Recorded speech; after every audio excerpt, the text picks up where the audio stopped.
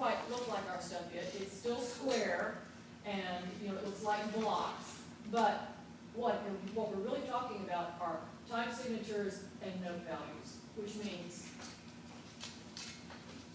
you can write it out in music in such a way that you don't have to know a poetic meter pattern to know that's what you've got. Now the bar line or the measure line is as of yet uninvented. They don't do that. But if you do this, triple meter, and then you draw something that looks like this,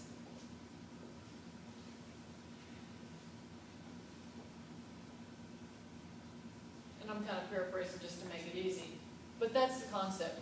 By then they'd also developed the concept of the dot.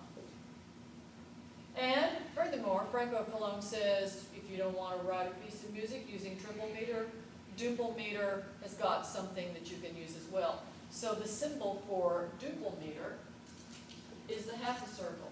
So this is 3. Oh, wait. This is through a bass clef. I meant to go the other direction. Dyslexia work. There you go. And musicians in the room know that it looks like a C, and you think it stands for the C, which stands for common time, but actually it's not a C. It's a half of what was perfect. This is called tempus perfectum. Tempus perfectum, and this is called tempus imperfecta.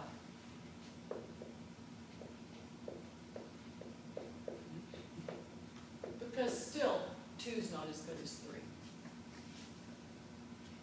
And if you want an overall duple pattern that moves more quickly with smaller note values, Franco Colomb said we can do that. And we know in music that means cut time, which means that you think in 2 instead of thinking in 4. But once again, scholars, let me just caution you, that's not a C. It's become a C to us, but that's not what it was originally. This is so much more complicated than even that. He laid it all out there. He takes every note and says you can divide any given note either into 2s or you can divide it into 3s. So imagine taking, a note and say, okay, you can count that 1, 2, 1, 2, 1, 2, or you can count this way, 1, 2, 3, 1, 2, 3, 1, 2, 3, and the way you draw it down in subdivision is how you know. And it's a whole fancy kind of music theory called mood, time, and correlation. And your book talks about it, and there's a chart that you can look at. But it's an extremely dense and long-winded kind of discussion to have, which would, it could hijack us for hours, and I'm not sure what it would teach us that we absolutely have to know at this stage of the game. What I want you to know is that by the last part of the 1200s, they figured out how to use time signatures in a way that is far more flexible and efficient than just using the 6 different rhythmic patterns that poetic meter can provide. So that's why that's important. Now that was fast, and I didn't do a lot of repetition. Are you okay with that? I know it's hard. I think it's hard, especially if you've never heard of it before. Well, it's in your book. You can read more. And if you'll keep that visual on the board in your mind, that the symbols indicated either triple or duple. Triple was called perfecta, perfectum. Duple was called imperfectum. And that this is the first nod given to time signatures and note values, then you're in good shape. That's good enough.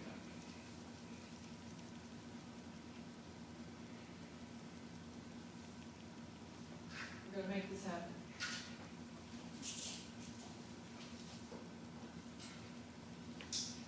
All right.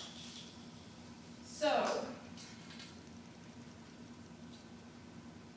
what was happening in non-religious music in this time period?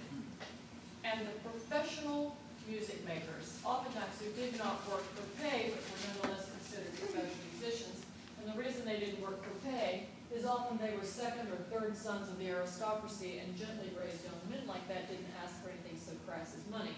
But nonetheless, they developed a whole kind of literature and culture of their own. The professional musicians that were the exponents of secular music were called troubadours or trouvères, and it depends on where you were from as to which word you would use. If you are Northern French, Southern French, you're called a troubadour. And if you're asking me, is it only French, I have to tell you that the tunes and the literature that comprise the bulk of secular music from the medieval period is a product of French culture. Yes, it is.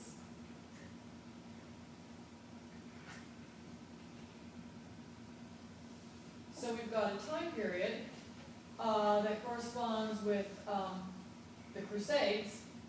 If you look at the flourishing of the troubadours, that's about, I'll put some dates on the board and then I'm going to give it to Brad. The troubadours flourish pretty much to there. Not much past 1300. The troubadour music and poetic literature is like that time period, and they very, very strongly in their music and literature reflect the chivalry of the Crusades. Chivalry is a whole other research topic. That would have been fun for somebody to do if they wanted to try that. They're Southern French, so their dialect is not classical French, it's Provençal, from the French province called Provence. And so that's when you're down in there, you get close to Spain. But you're not Basque, you've already established that.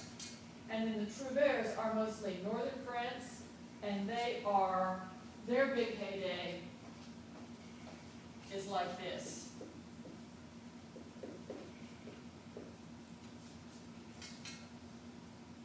So the troubadour tradition is older and longer.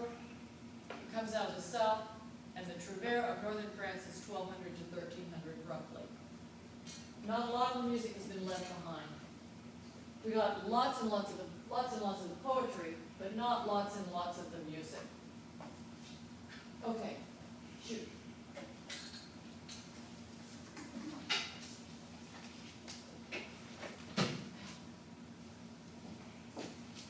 So if you get basically the other version, Say it again. it's the first written account of secular music that is separate from religion and devotion to God.